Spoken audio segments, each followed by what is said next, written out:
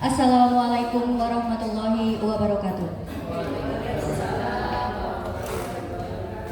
Alhamdulillahirabbil alamin wa bihi nasta'in wa ala umuri dunya waddin.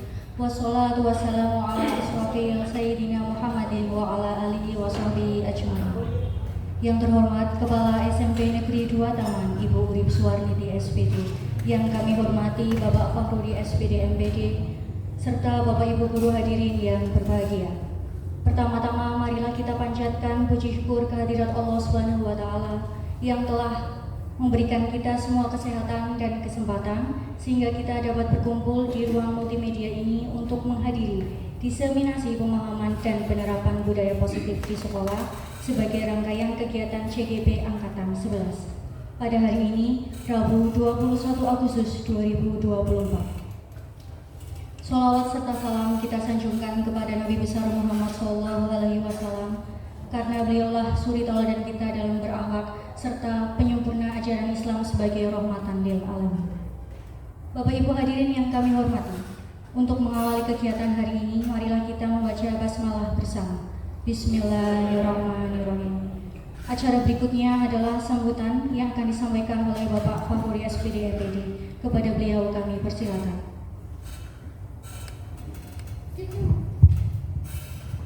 Bismillahirrahmanirrahim. Assalamualaikum warahmatullahi wabarakatuh. Bismillah, alhamdulillah, la hawla wa la quwata illa billah. Asyhadu an la ilaha illallah wa asyhadu anna Muhammadan abduhu wa rasuluh. Allahumma sholli ala sayyidina Muhammad wa ala ali Muhammad. Rabbi israh li sadri wa yassir li amri wahlul 'uqdatam min lisani yafqahu qawli, amma ba'du. Yang kami hormati Ibu Nelly Uswati Eskom MSI CGP Angkatan 10 Angkatan 11 dari SMP Negeri 2 Taman, yang pada kesempatan kali ini nanti akan mendiseminasikan terkait dengan budaya positif. Yang selanjutnya yang kami hormati Bapak Ibu guru SMP Negeri 2 Taman, yang pada kesempatan kali ini bisa membersamai kegiatan diseminasi, bisa mengikuti. Yang pertama, marilah kita panjatkan puja dan puji syukur kehadirat Allah Subhanahu wa taala atas limpahan rahmat dan hidayahnya, sehingga kita pada kesempatan kali ini bisa bersama-sama belajar mengikuti diseminasi dari CGP Ibu Nelly Uswati. Sholawat serta salam marilah kita senantiasa aturkan pada junjungan Nabi Agung Muhammad SAW. Mudah-mudahan kita senantiasa istiqomah mengikuti jalan perjuangan beliau. Bapak Ibu yang kami hormati, tidak panjang dan tidak perlu lebar, saya di sini mewakili Ibu Urip Suwarniti SPD selaku Kepala SMP Negeri 2 Taman. Yang pertama, mengucapkan selamat untuk Ibu Nelly Uswati yang sudah mengikuti kegiatan CGP. Sudah titik berapa ini, Bu? 1.4. Mudah-mudahan perjalanan belajarnya Ibu Nelly Uswati ini merupakan menjadi amal kebaikan, karena yang dilakukan Ibu Nelly ini mengikuti kegiatan pembelajaran pendidikan. Tentu nanti ada ilmu yang akan didapat oleh Ibu Nelly Uswati. Pada kesempatan kali ini juga saya berharap mewakili Kepala SMP Negeri 2 Taman, apa yang nanti didiseminasikan oleh Ibu Nelly Uswati dapat diserap oleh Bapak Ibu terkait dengan budaya positif, terutama yang nanti bisa diterapkan di SMP Negeri 2 Taman, sehingga betul-betul apa yang kita hari ini simak bersama, apa yang kita pelajari hari ini betul-betul bermanfaat. Bu Nelly yang menyampaikan mendapat ilmu sekaligus telah menyebarkan kebaikan. Bapak Ibu saya yang menyimak, yang mendengarkan juga mendapatkan kebaikan. yang ketika kebaikan ini kita gunakan untuk mendidik anak-anak kita di SMP Negeri 2 Taman, tentu kebaikan itu akan semakin meluas dan manfaatnya semakin banyak. Yang terakhir, ini pesan dari Ibu Urip Suwaniti, SPD selaku Kepala SMP Negeri 2 Taman.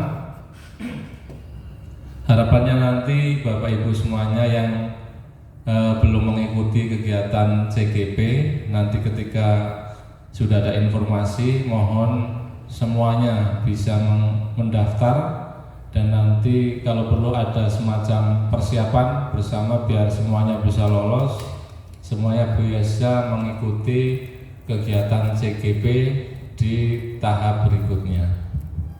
Tidak usah berpikir jauh-jauh, niatkan saja mencari ilmu ya. Termasuk saya juga sebenarnya berat, tapi karena niatnya mencari ilmu, alhamdulillah bisa melewati, dan saya yakin panjenengan lebih bisa. Saya terseok-seok juga, akhirnya kayak pohon yang tumpang di sungai saja, nanti lama-lama ada banjir kan ke bawah juga nih. Pokoknya ikut saja, nanti nyangkut di jembatan ya, nanti banjir lagi jalan. Itu saja Bapak Ibu yang dapat saya sampaikan. Sekali lagi, nanti ketika CGP sudah mulai, semuanya saja ikut mendaftar, dan mudah-mudahan bisa mengikuti kegiatan CGP dan lolos, dan ilmunya bermanfaat untuk digunakan untuk anak didik kita di SMP Negeri 2 Taman khususnya. Demikian yang dapat kami sampaikan mewakili Kepala SMP Negeri 2 Taman. Selamat mendiseminasikan ilmunya Bu Nelly Uswati, mudah-mudahan berjalan lancar dan bermanfaat. Kurang lebihnya mohon maaf. Assalamualaikum warahmatullahi wabarakatuh. Hadirin yang kami hormati, marilah kita bersama-sama menundukkan kepala, meresapkan hati dan memanjatkan doa agar acara pada siang hari ini dapat berjalan dengan lancar dan penuh berkah. Untuk itu kami persilakan kepada Bapak Fahruri untuk memimpin doa.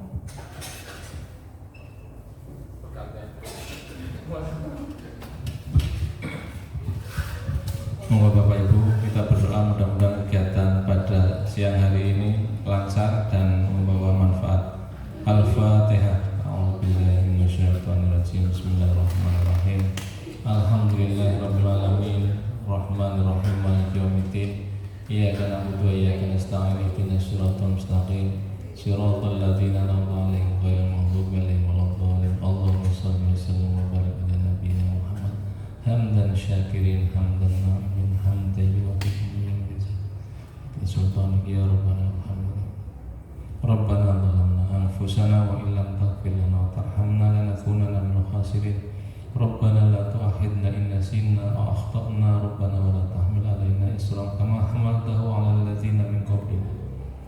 Rabbana wa la tuhammilna ma la taqata lana bih wa'fu 'anna waghfir lana warhamna anta maulana fansurna 'alal qaumil kafirin. Rabbana atina fid dunya hasanah wa fil akhirati hasanah wa qina adzabannar. Subhana rabbika rabbil izzati amma yasifun wa salamun 'alal mursalin walhamdulillahi rabbil alamin. Matur nuwun.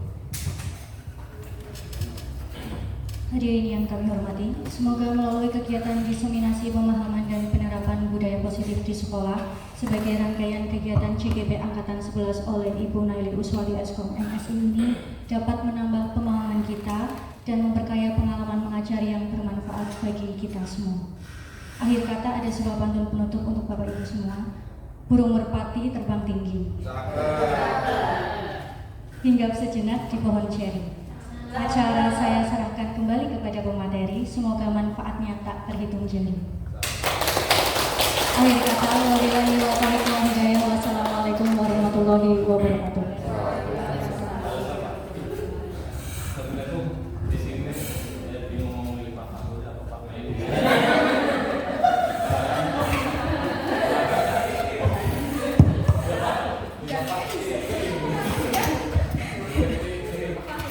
Assalamualaikum warahmatullahi wabarakatuh.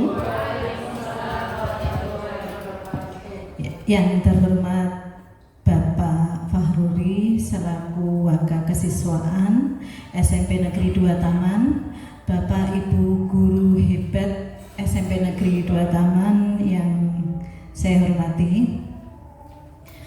Pertama kita panjatkan puji dan syukur kehadirat Allah Subhanahu wa taala yang telah melimpahkan rahmat dan hidayahnya kepada kita semua, sehingga pada siang hari ini kita dapat berkumpul bersama dalam acara diseminasi CGP modul 1.4 disiplin positif dengan tema pemahaman dan penerapan budaya positif di sekolah.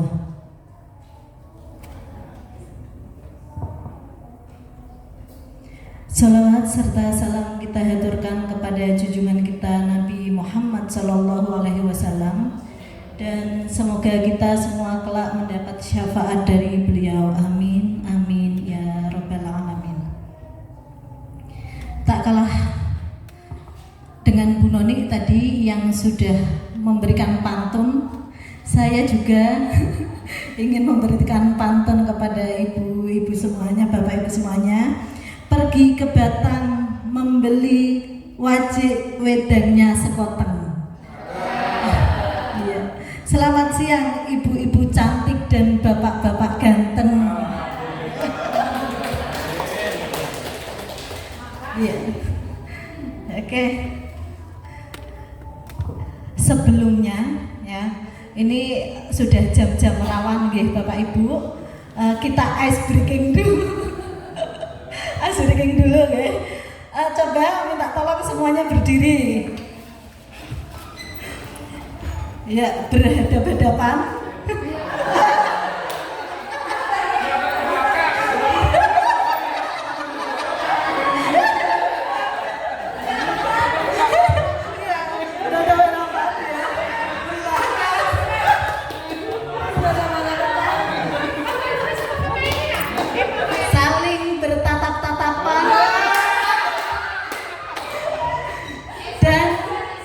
Berikan senyum indahnya selama 30 detik saja. Iya. Oke, kita mulai dari sekarang.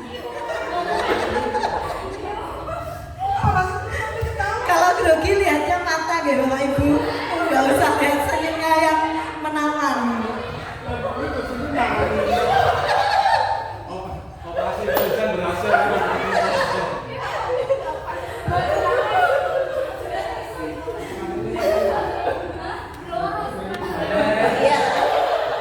Memberikan kesempatan ini kepada yang muda-muda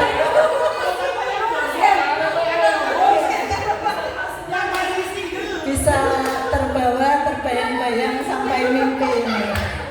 Oke, waktu sudah selesai. Tepuk tangan buat semuanya. Ada yang minta tambah ini rupanya.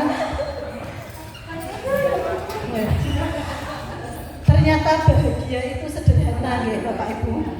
Dengan tatap-tatapan saja bisa membuat ia terpesona. Iya. Ya.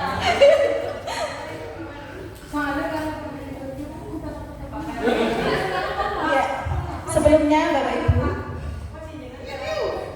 kita mulai dulu pertemuan siang hari ini dengan kesepakatan di forum diseminasi ini. Saya memberikan masukan untuk kesepakatan, yaitu kita memberi kesempatan berpendapat kepada siapa saja. Okay. Terus kita juga menjadi pendengar yang baik apabila dari Bapak Ibu guru sedang memberikan tanggapan atau pertanyaan ataupun sedang mengungkapkan sesuatu. Seperti itu. Barangkali Bapak Ibu ada masukan untuk kesepakatan kita?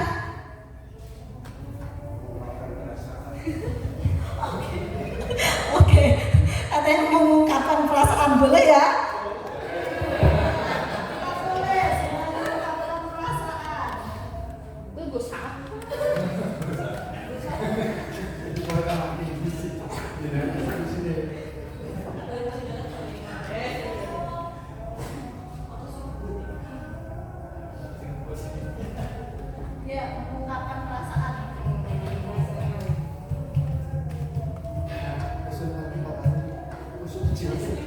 Ya, ada lagi? di forum diskusi ini kesepakatan kita seperti apa? Oh, memberikan, iya. Setelah diungkapkan perasaannya terus memberikan jawaban. Boleh.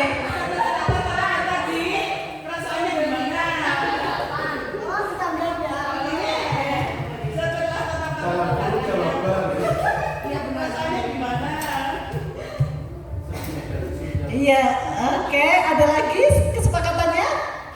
Cukup? Oke. Iya. Ini kayaknya Pak Adik semangat sekali ini ya. Iya, tadi sudah ada 4 kesepakatan yang akan kita sepakati bersama, yaitu dalam forum diseminasi ini kita akan memberikan kesempatan berpendapat kepada siapa saja peserta diseminasi ini. Yang keduanya, kita akan menjadi pendengar yang baik. Ketiganya, akan mengungkapkan perasaan kita. Ya, yang keempatnya, kita akan memberi tanggapan setelah apa yang tadi diungkapkan gitu ya. Oke. Terima kasih sudah disepakati semuanya ya. Oke. Sebagai seorang guru, Bapak Ibu semuanya, ada nilai-nilai ideal yang harus kita miliki. Yang pertama yaitu berpihak pada murid. Yang keduanya mandiri. Ketiganya kolaboratif, reflektif, dan juga inovatif ya. Kalau guru sekarang ini memang kita tuntutannya sangat luar biasa ya Bapak Ibu. Seorang guru yang baik itu yang seperti apa Bapak Ibu? Seorang guru yang baik itu harus memiliki kemampuan dalam mewujudkan budaya positif di sekolah. Budaya positif tersebut dapat dijalankan dengan menerapkan konsep-konsep inti seperti yang pertama itu, guru itu mampu mewujudkan disiplin positif.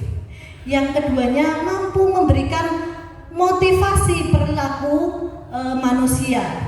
Yang ketiganya, mampu membuat keyakinan sekolah atau keyakinan kelas. Yang keempatnya, mampu memahami kebutuhan dasar manusia. Yang kelimanya, mampu memposisikan diri sebagai posisi kontrol restitusi. Yang keenamnya, harus bisa melaksanakan segitiga restitusi. Yang pertama tadi konsepnya yaitu disiplin positif. Disiplin positif merupakan suatu cara penerapan disiplin yang mengajarkan anak bertanggung jawab dan menumbuhkan kesadaran diri berdasarkan nilai-nilai kebajikan. Disiplin positif lebih ke arah disiplin diri yang dapat mengontrol diri dalam melakukan segala tindakan. Disiplin positif dapat membuat murid memahami dan menyadari berdasarkan motivasi internal, bukan akibat paksaan, pujian ataupun hukuman. Ya, disiplin positif itu dari diri sendiri, bukan karena ketakutan akan hukuman ataupun paksaan dari gurunya, seperti itu. Apa sih tujuan untuk penerapan disiplin positif? Yang pertama yaitu nilai-nilai kebajikan. Adalah sifat-sifat positif manusia yang merupakan tujuan mulia yang ingin dicapai setiap individu. Nilai-nilai tersebut bersifat universal dan lintas bahasa, suku, bangsa, agama maupun latar belakang. Setiap perilaku perbuatan memiliki suatu tujuan. Dengan mengaitkan nilai-nilai kebajikan yang diyakini seseorang, maka motivasi intrinsiknya akan terbangun sehingga menggerakkan motivasi dari dalam untuk dapat mencapai tujuan mulia yang diinginkan. Nilai-nilai kebajikan yang ingin dicapai oleh setiap anak Indonesia kita kenal dengan profil pelajar Pancasila. Bapak Ibu masih ingat lagunya untuk profil pelajar Pancasila? Mari kita nyanyi bersama-sama ya Bapak Ibu sambil tepuk-tepuk biar nggak ngantuk. Ya. Pelajar Pancasila gitu ya. Oke. Ya, kita mulai ya. Tidak usah berhadapan-hadapan, maunya berhadapan-hadapan terus. Iya. Sambil tepuk tangan ya Bapak Ibu, biar kita rileks, tidak ngantuk lagi. Oke. 1, 2, 3. Belajar Pancasila, berterima dan bertakwa pada Tuhan yang Esa dan berakhlak mulia, kebinekaan global, gotong royong mandiri, kreatif, bernalar kritis. Iya, teman-teman semuanya. Terima kasih semangatnya Bapak Ibu guru hebat. Karena apa yang harus kita lakukan dalam penerapan disiplin positif? Sebaiknya kalau kita melaksanakan disiplin positif atau anak-anak kita itu melakukan pelanggaran, apa yang akan kita lakukan Bapak Ibu? Apakah kita akan memberikan hukuman, konsekuensi, penghargaan, atau restitusi? Kenapa Bapak Ibu?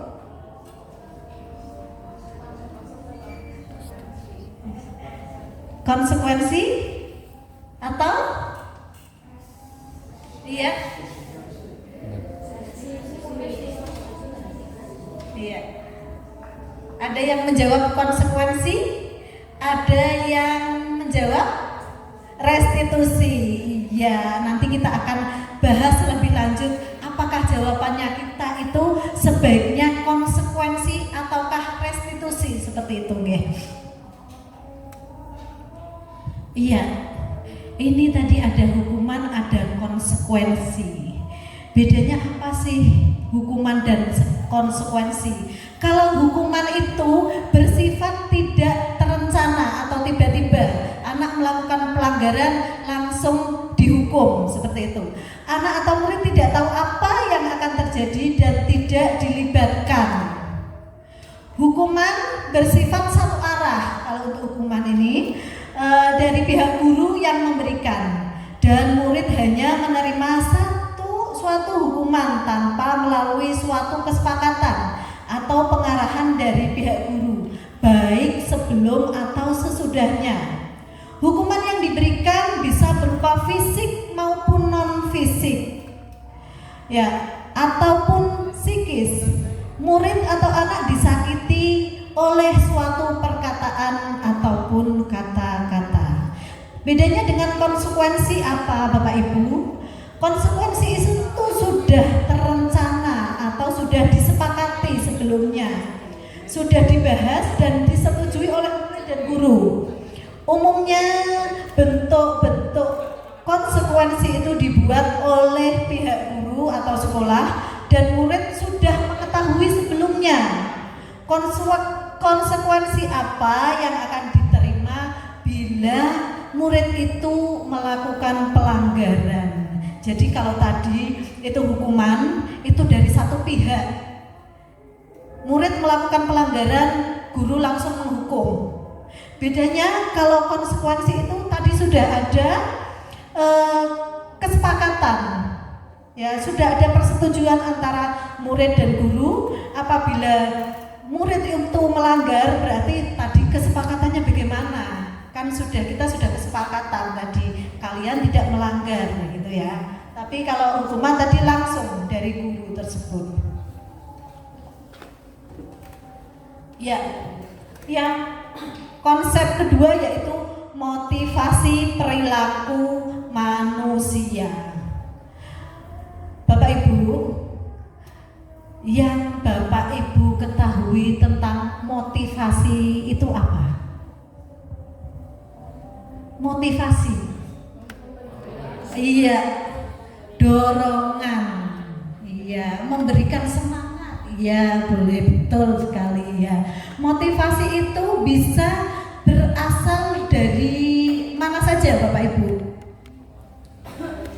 Iya, betul sekali, bisa berasal dari luar atau ekstrinsik dan dari dalam atau intrinsik.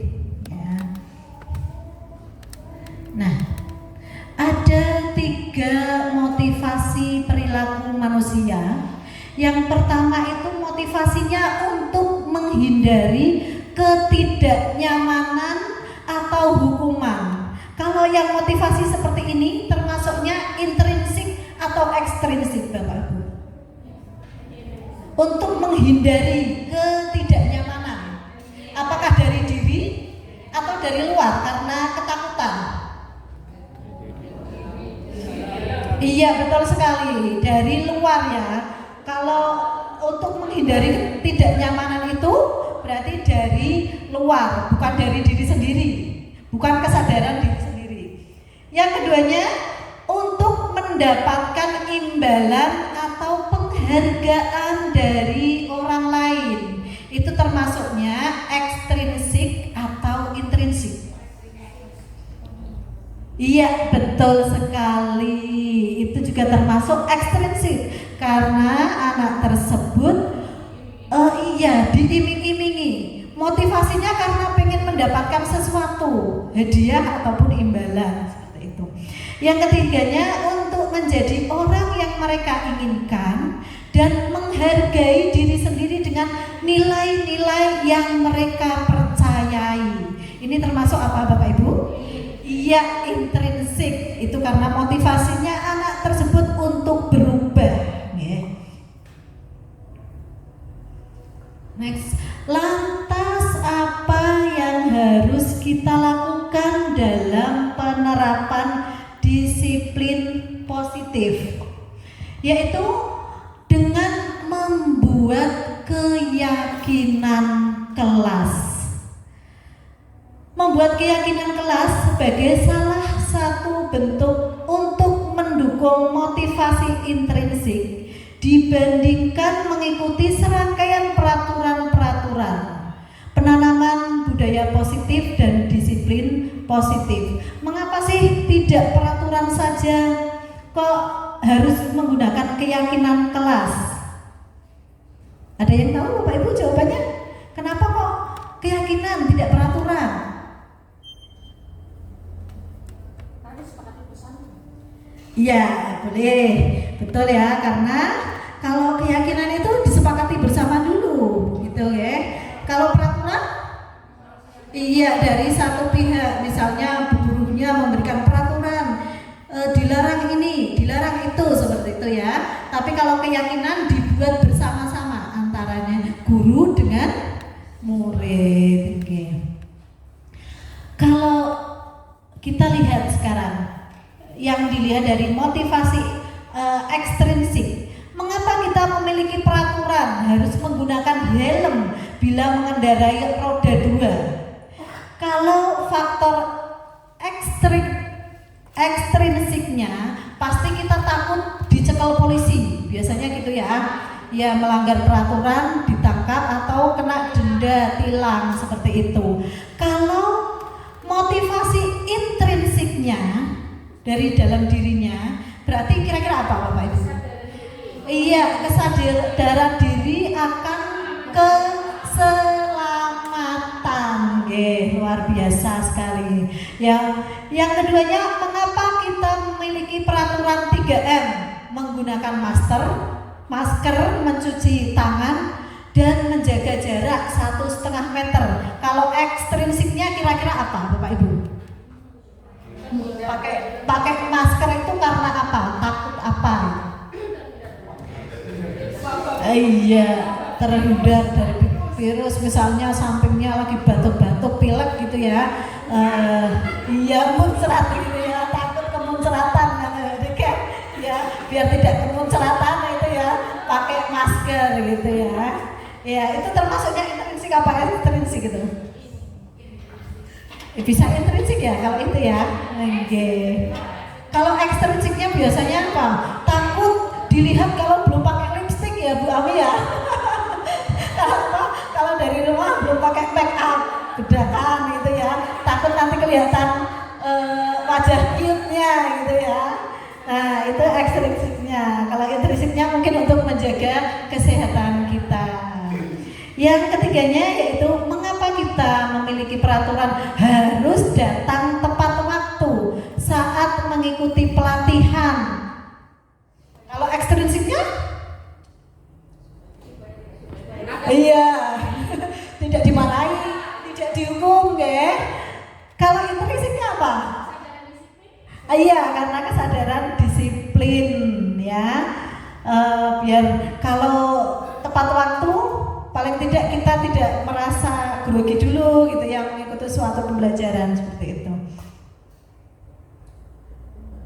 Ya, yang konsep ketiga yaitu keyakinan sekolah atau keyakinan kelas. Guru berperan dalam mewujudkan terbentuknya keyakinan sekolah atau keyakinan kelas dengan adanya kesepakatan antara guru dengan murid. Ini adalah contoh keyakinan yang dibuat biasanya di kelas kita gitu ya. Keyakinannya tentang kehadiran dan keterlambatan, anak datang ke kelas tepat waktu setiap hari ya. Tentang kebersihan dan kerapiannya, jaga kebersihan kelas dan buang sampah pada tempatnya ya. Untuk peralatan sekolah mungkin untuk kesepakatannya membawa sendiri dari rumah, jangan ngambil punya teman atau ya biasanya pinjam tapi tidak dikembalikan gitu ya, alasannya pinjam gitu ya.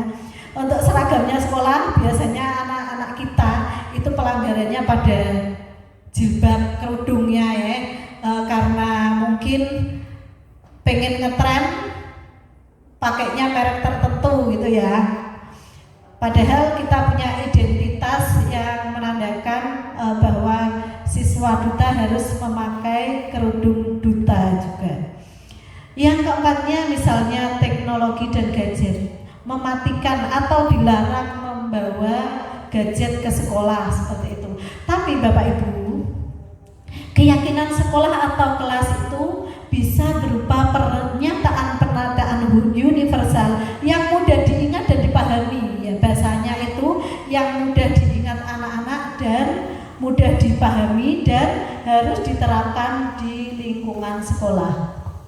Pembentukan keyakinan kelas. Kalau keyakinan kelas itu harus bersifat abstrak daripada peraturan yang lebih rinci. Keyakinan kelas berupa pernyataan-pernyataan universal. Pernyataan kelas senantiasa dibuat dalam bentuk positif. Nah, ini contohnya. Bedanya peraturan dan keyakinan kelas, Bapak Ibu. Kalau peraturan kelas itu, contohnya selalu kembalikan buku ke tempatnya, gitu, kata-katanya seperti itu. Kalau keyakinan kelas dari selalu kembalikan buku pada tempatnya, itu berarti keyakinan kelasnya bertanggung jawab.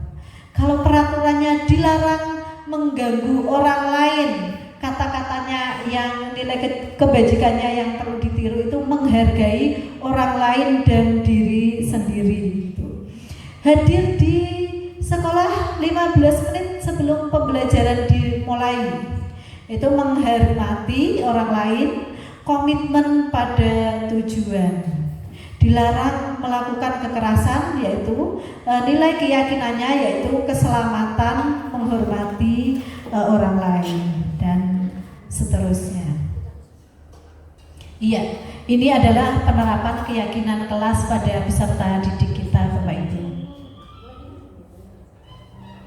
Iya, ini contoh keyakinan kelas yang dibuat di kelas 8 SMP Negeri 2 Taman, yaitu saling menyayangi dan menghormati, peduli dengan lingkungan dan sekolah, rajin berdoa dan beribadah, mengerjakan tugas tepat waktu. Ini adalah contoh keyakinan yang dibuat oleh siswa-siswi kita.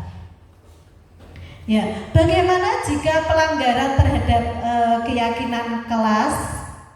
kalau keyakinan kelas itu dilanggar, yang sering terjadi dalam menjalankan peraturan ataupun keyakinan kelas atau sekolah, bila mana ada suatu pelanggaran, tindakan terhadap suatu pelanggaran pada umumnya itu berbentuk hukuman atau konsekuensi.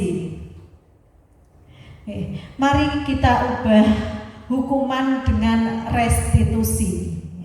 Tadi kalau memilih yang konsekuensi atau restitusi, nah restitusi itu apa sih?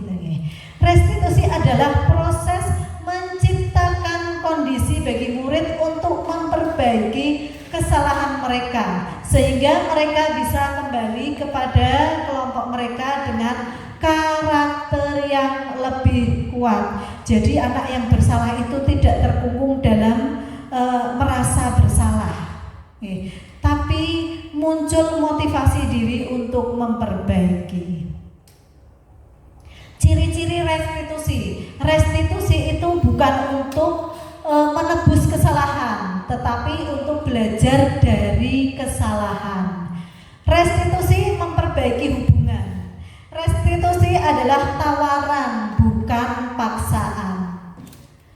Restitusi menuntun untuk melihat ke dalam diri. Restitusi mencari kebutuhan dasar yang mendasari tindakan. Restitusi adalah cara yang paling baik. Restitusi itu fokus pada karakter, bukan tindakan. Restitusi menguatkan. Restitusi fokus pada solusi. Restitusi mengembalikan murid yang berbuat salah pada kelompoknya dengan karakter yang lebih kuat. Untuk konsep berikutnya yaitu kebutuhan dasar manusia. Pernyataannya, ketika seorang murid melakukan suatu perbuatan yang bertentangan dengan nilai-nilai kebajikan atau melanggar peraturan, hal itu sebenarnya dikarenakan mereka gagal memenuhi kebutuhan dasar mereka sendiri. Nah, kebutuhan dasar anak-anak kita itu seperti apa, Bapak Ibu? Yang pertama, kebutuhan dasar bertahan hidup. Yang keduanya, membutuhkan kasih sayang dan rasa diterima. Yang ketiganya, penguasaan.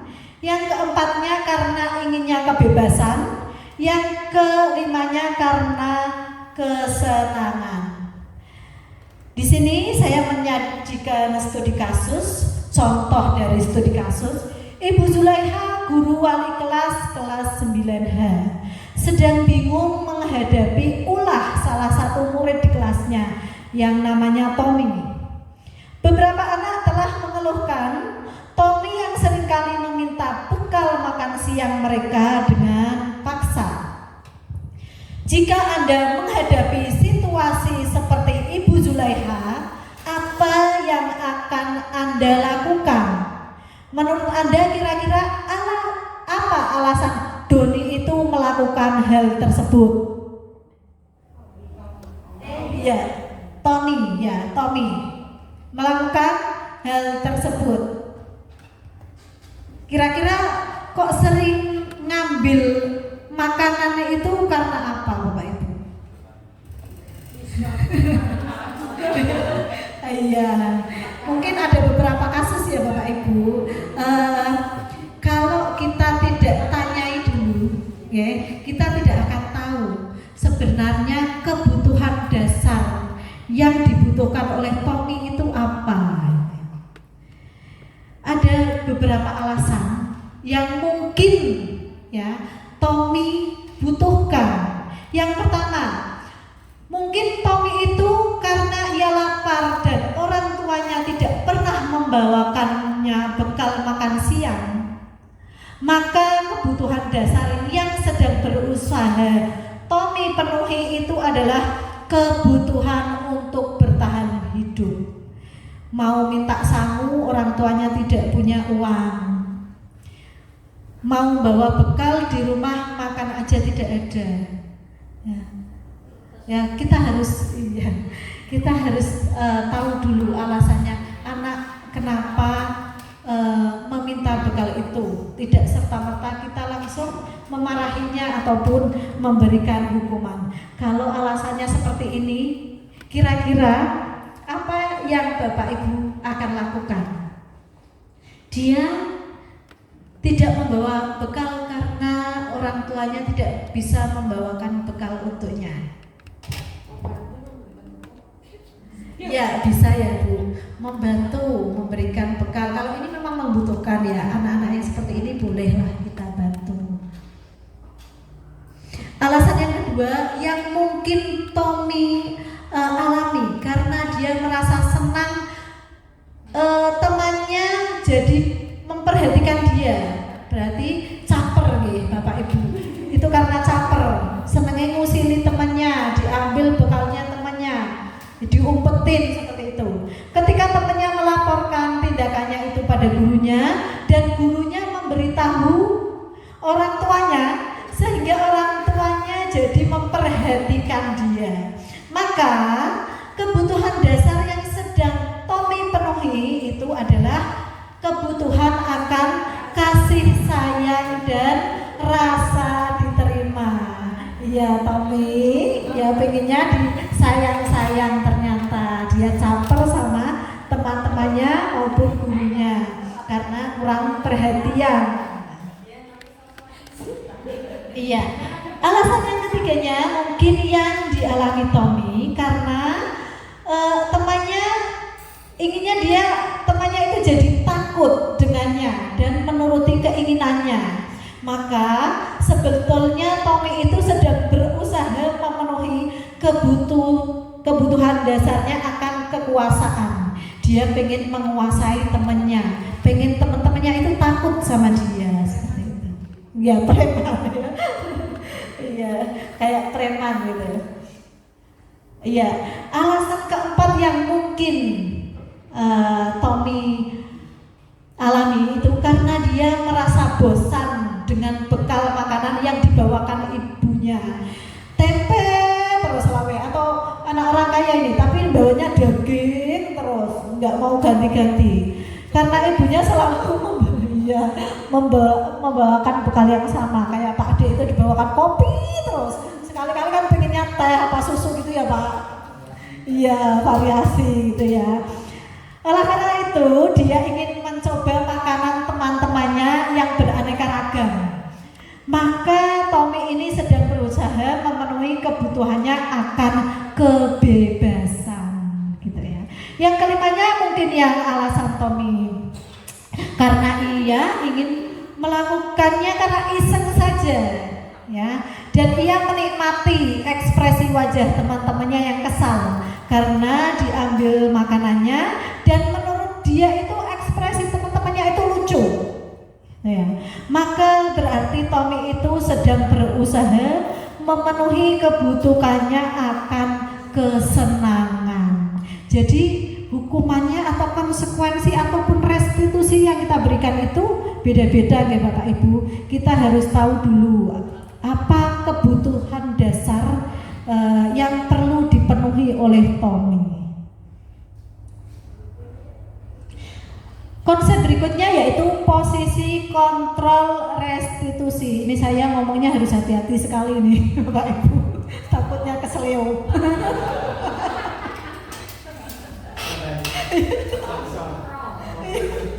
Iya. Ada 5 posisi kontrol restitusi ya. Yang pertama yaitu guru itu sebagai penghukum ya. Yang keduanya guru itu sebagai pembuat merasa bersalah. Yang ketiganya guru sebagai teman. Yang keempatnya guru sebagai pemantau. Nah, jam piro gitu. Itu sebagai pemantau. Nah, yang kelimanya guru sebagai manajer. Dari kelima posisi kontrol restitusi ini, menurut Bapak Ibu yang paling bagus itu pada posisi yang mana? Tiga. Ada yang teman, ada yang manajer, ada yang apa? Ada istilahnya mantau. Kayak wes jam biasa kayak jam itu seperempat mesti ya tekan kayak jam itu seperempat punjul sak menit. Nah itu pemantau ya. Oke baik, kita lihat posisi apa yang sebenarnya paling bagus untuk siswa-siswi kita. Pada tabel ini Bapak Ibu ada 5 posisi kontrol ya, sebagai penghukum, sebagai pembuat rasa bersalah, sebagai teman, pemantau atau manajer. Ya. Yang pertama, kalau sebagai penghukum itu guru berbuat menghardik, menunjuk-nunjuk, oh iya, gitu ya, menyakiti, menyindir, itu yang guru perbuat. Yang keduanya membuat rasa bersalah, ceramai terus muridnya, ya seharusnya kamu itu seperti ini, ibu itu kecewa loh sama kamu, gitu kan. Itu pembuat rasa bersalah. Posisi sebagai teman, membuatkan alasan untuk teman-temannya, kowe kok nak ditakoki guru kae yo, telat nopo kayak bare bocor, enggak tidurnya apa bangunnya kesiangan, itu sebagai teman. Yang berikutnya ada sebagai pemantau, ngitung ke telate 15 menit punjul sak detik, ngesok meneh punjul 2 detik. Nah itu pemantau. Yang berikutnya sebagai manajer, mengajukan pertanyaan, le kowe nopo le mangkate kok telat terus, gitu ya, menggali jawaban dari anak-anak yang terlambat. Apa yang dikatakan guru kalau sebagai penghukum? Kalau yang posisi penghukum, kalau kamu tidak melakukannya, awas ya kowe, rasakan kowe. Sesuk meneh tak unclek. Nah, itu penghukum.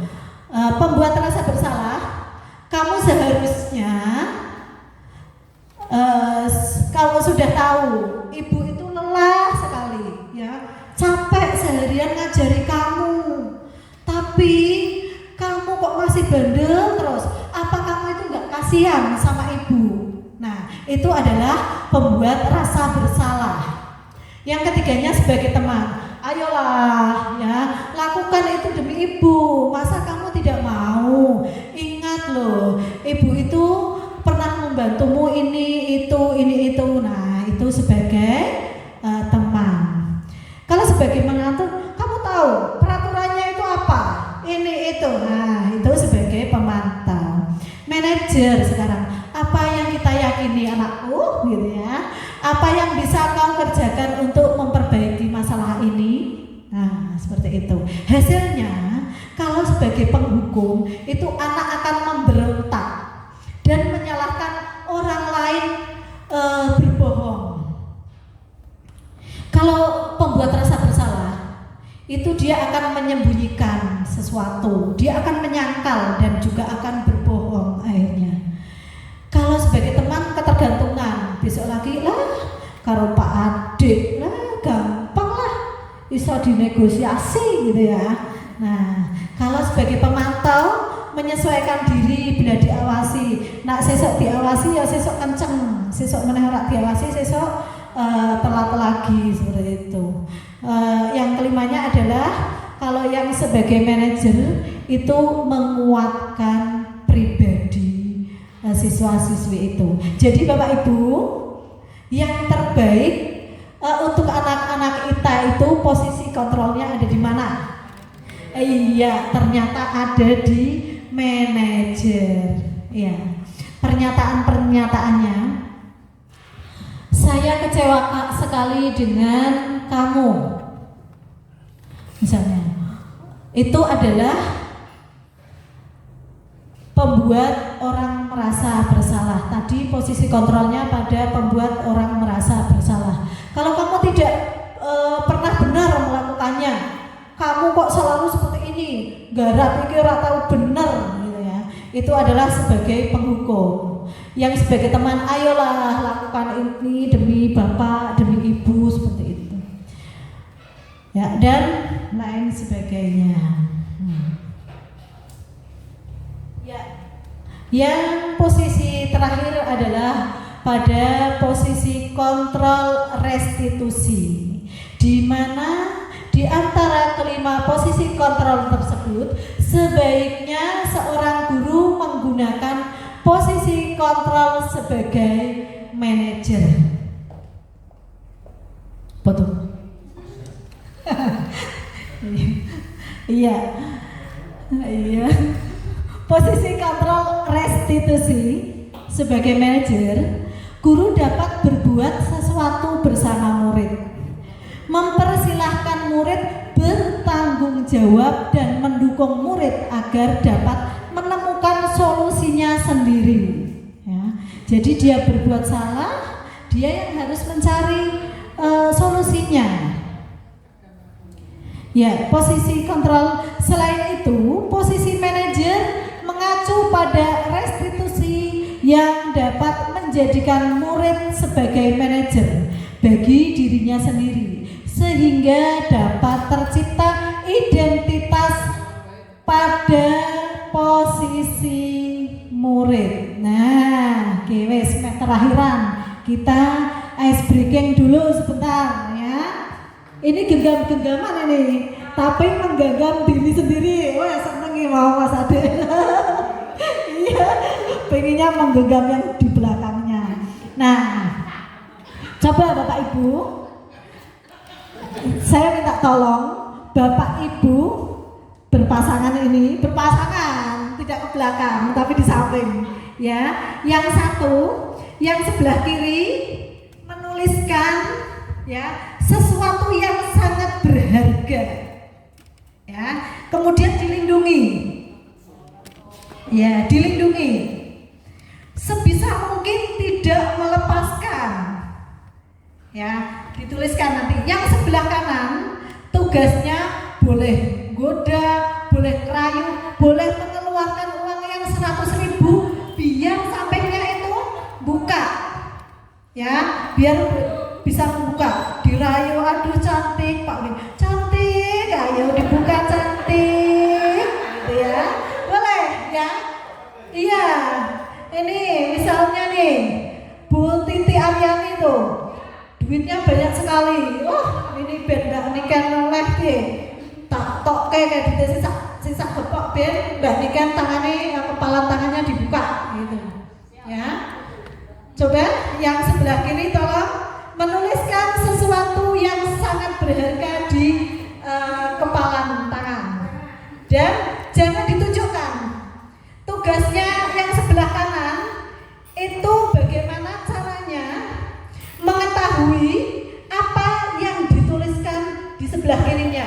Piye carane wes pokoknya. Mau nganggo sodokan boleh ya. Pakai jurus rayuan maut boleh. boleh. Ya silakan dituliskan. Ini tadi adalah aturan mainnya ya. Wancam-wancam juga boleh. Bu, saya tak ke belakang dulu ngambil peso nih, biar sebelah kiri saya mau menunjukkan kepala tangannya. Boleh ya.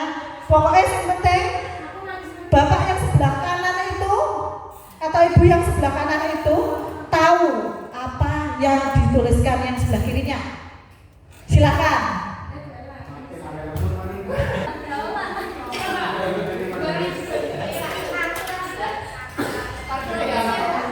Sudah Bapak Ibu? Oh ya, dan minta contekan dulu nih, cluenya tentang apa gitu ya. Itu Bu Titi sudah mengeluarkan jurus, mengeluarkan yang merah-merah itu untuk merayu.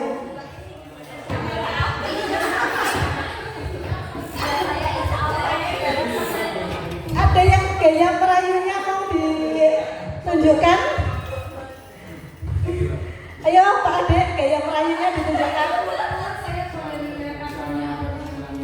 Mas Air, aku kode kaki kok apel Mbak Nonik terdatar.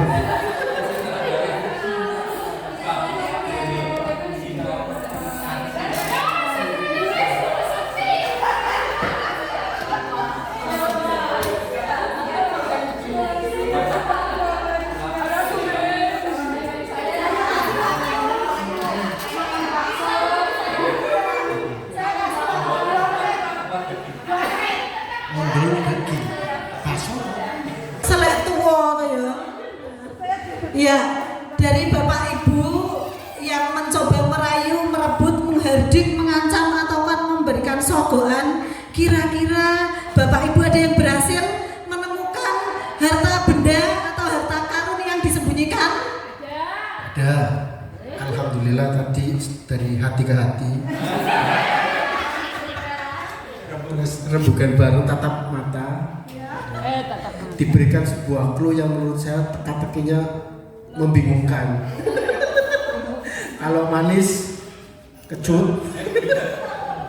Kemudian sekolah peserta didik ternyata dengan bantuan pada hati yang luar biasa, ternyata ketemu sekolah ilmu. Iya, yang luar biasa, ternyata Pak Ade itu punya mata batin yang luar biasa, bisa menerawang tembus ya, kepala tangannya bisa tembus, luar biasa. Tadi Pak Ade jurusnya pakai apa tadi? Awalnya apel terdatar nggak mempan. Terus kita tatap-tatapan, mungkin karena mata badan kita pernah terhubung. Disitulah muncul clue yang alhamdulillah bisa terjawab. Ada lagi yang ketemu? Pak Win, kira-kira rayuannya tadi kompan bagi Pak Win? Tidak mempan. Sinta punya pendirian yang sangat kuat. Katanya nanti jam 1 baru dibuat. Tahu gitu ya. Nah, ini tadi sudah diberikan alasannya. Nah, dari tadi peristiwa tadi kita bisa mengambil kesimpulan bahwa kita sendiri yang memegang kontrol atas kepalan tangan kita. Apakah kita akan membuka atau menutup kepalan tangan kita, ya, untuk bergantung pada diri kita masing-masing sesuai dengan kebutuhan dasar kita saat itu. Jadi kalau tadi Mbak Niken dirayu dengan 100.000, kalau misalnya dia, aduh aku kayaknya kok iki anaknya jaluk jajan ya, jaluk jajan, wah mending tak buka wae lah, tak kasih lihat biar dapat uang 100.000 gitu. Itu kebutuhan dasarnya Mbak Niken karena pengen ngasih jajan anaknya misalnya seperti itu. Tapi semuanya itu tergantung dari kita mau dibuka atau ditutup, itu tergantung dari kebutuhan kita masing-masing. Ya, yang terakhir itu tadi terakhir, ini terakhir lagi ya. Iya, iya. Iya. Iya. Iya. Ya, tahapan dalam segitiga restitusi yang pertama yaitu menstabilkan identitas. Yang keduanya ada validasi tindakan yang salah. Yang ketiganya yaitu menanyakan keyakinan kelas. Contohnya menstabilkan identitas. Setiap kita berbicara dengan anak kita, nah, setiap orang itu pasti pernah melakukan kesalahan. Nah, itu termasuknya menstabilkan identitas. Kamu bukan satu-satunya orang yang melakukan kesalahan ini. Nah, terus untuk yang keduanya, validasi tindakan yang salah. Kamu tentunya punya alasan ya nak, mengapa kamu melakukan hal itu. Adakah cara yang lebih efektif untuk mendapatkan apa yang kamu butuhkan? Yang ketiganya yaitu menanyakan keyakinan. Nilai-nilai apa yang telah kalian kita sepakati? Apakah kamu ini ingin jadi orang yang seperti apa? Nah, ini menanyakan keyakinan.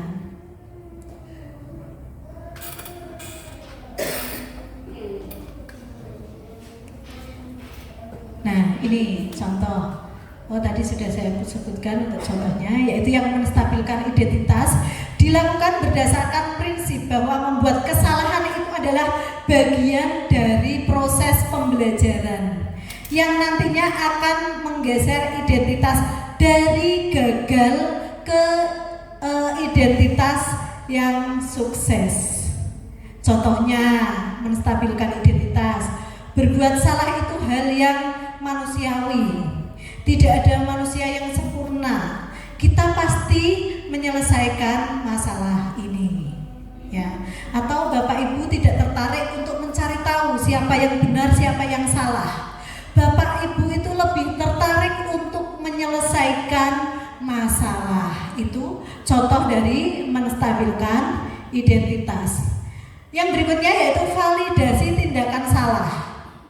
Ya, dalam restitusi itu yang langkah yang kedua yaitu memvalidasi tindakan yang salah dilakukan berdasarkan prinsip bahwa setiap perilaku berupaya memenuhi suatu kebutuhan tertentu, sehingga guru atau orang tua akan bergeser dari pemikiran stimulus respon yang proaktif serta akan lebih mengenali mengakui kebutuhan murid atau anak. Contohnya, kamu pasti punya alasan mengapa kamu melakukannya. Apa sih pentingnya bagi kamu melakukan hal itu semua? Kamu boleh tetap berusaha menjaga sikap itu, tapi tambahkan sikap yang lain, sikap yang baru. Nah, yang ketiganya yaitu menanyakan keyakinan. Dilakukan dengan memberikan pertanyaan-pertanyaan bermakna kepada murid atau anak untuk memunculkan motivasi secara intrinsik sehingga mampu mengaitkan keyakinannya dengan tindakan yang salah. Contohnya, kata-katanya, apa nilai yang kita percaya di sekolah kita? Nilai apa-apa yang telah kita sepakati? Kelas yang ideal itu seperti apa sih? Seperti itu. Kamu ingin jadi anak yang seperti apa? Nah, itu contoh dari menanyakan keyakinan. Nah, kalau ini sudah terakhir beneran ini Bu Niken. Refleksi kita bersama. Nah, sebagai seorang pendidik itu atau pimpinan pembelajaran di sekolah, bagaimana Anda bisa menciptakan suasana positif di lingkungan sekolah Anda? Nah, ini kita refleksikan sendiri. Selama ini apa yang sudah kita ciptakan untuk suasana positif di lingkungan sekolah kita? Ada yang bersedia menjawab?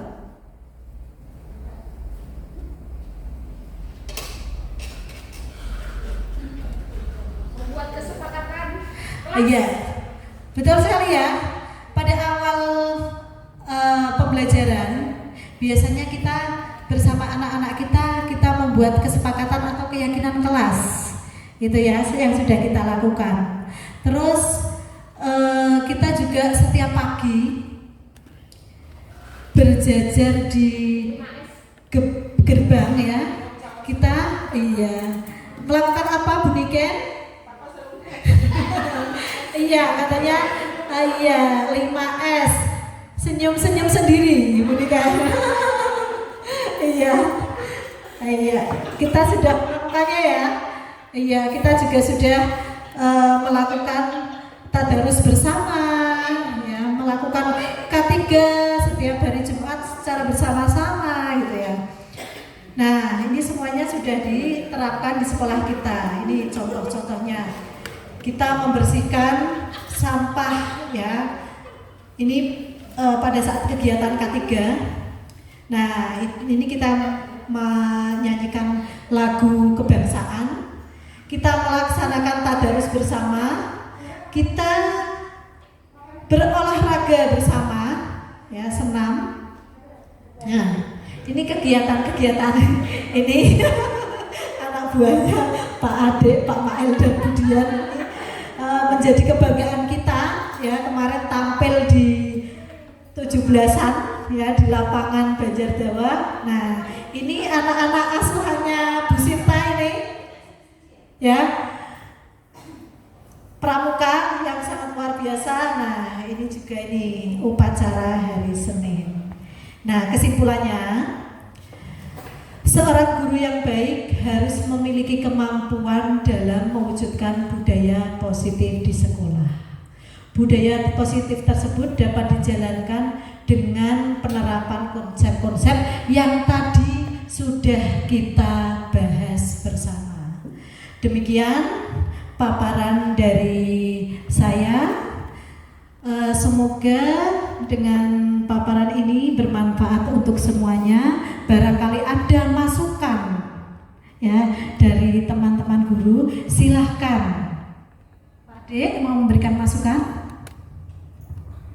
Sebenarnya ini bukan masukan. Terima kasih. Assalamualaikum warahmatullahi wabarakatuh. Terima kasih kepada Bu Nelly selaku CGP Angkatan 11 yang luar biasa sekali menyampaikan tadi berkaitan dengan intrinsik dan ekstrinsik. Itu bagi saya pribadi selaku BK itu pemahaman baru Bu Nelly, sehingga syukur alhamdulillah dengan mengikuti kegiatan ini paling tidak ada bekal pribadi diri saya dan BK-BK yang lain mungkin jauh lebih memahami. Dan kita juga tadi pada saat kita menempatkan diri guru sebagai apa, selama ini mungkin saya pribadi menempatkan diri sebagai teman, ternyata setelah ada konsep baru seperti itu, oh iya berarti kita menempatkan diri sebagai manajer. Itu mungkin dari saya. Terima kasih Bu Nelly.